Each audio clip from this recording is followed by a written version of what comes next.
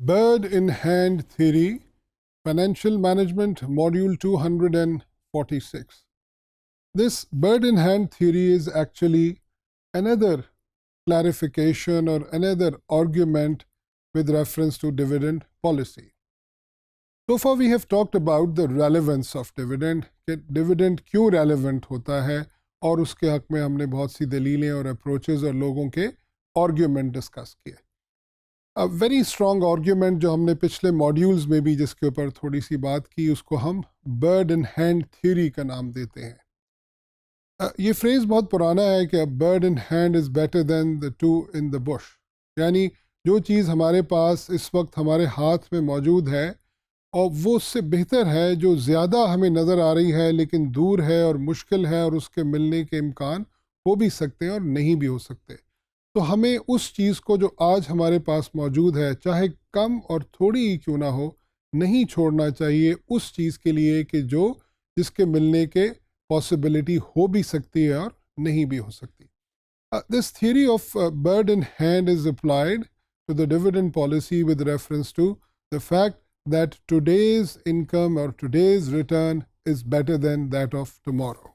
Dividends, it is said that an estimated value it is that 40% of the overall market returns earned by the investor is of dividend. So that means dividend is a very large proportion of returns, although it is considered that most of the profits are made by capital gain, but dividends do contribute a lot.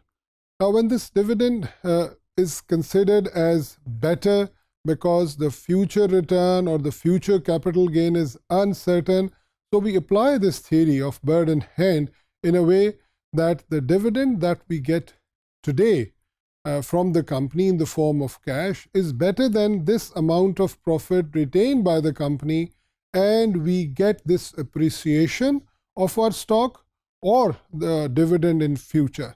यानी अगर कोई firm dividend pay नहीं करती तो उसके नतीजे में उस कंपनी के शेयर की वैल्यू बढ़ जाती है. तो ये वो अमाउंट है जो कि मार्केट प्राइस की शक्ल में किसी भी शेयर होल्डर के लिए वो अमाउंट उसको ज़्यादा मिल जाएगी फ्यूचर के अंदर.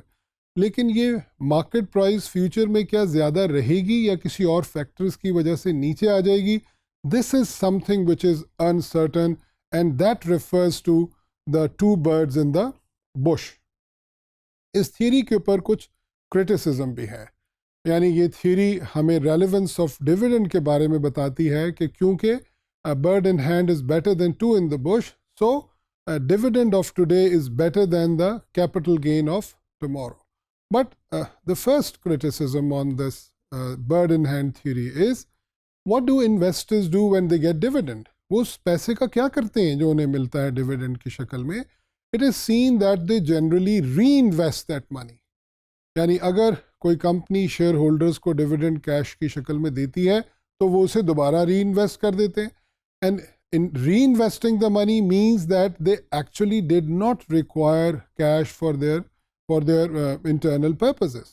So अगर उन्होंने दोबारा ही reinvest करना है, then why to pay dividend to them? The second one is about the implication of taxes. जब dividend पे किया जाता है तो उसके ऊपर टैक्स पे करना होता है और टैक्स पे करने से आज के दिन मिलने वाले डिविडेंड में से वो टैक्स माइनस हो जाता है and hence the capital of the investor is reduced.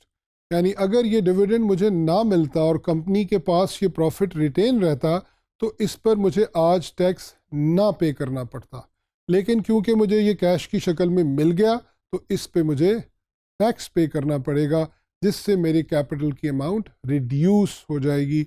So this is the second criticism on that.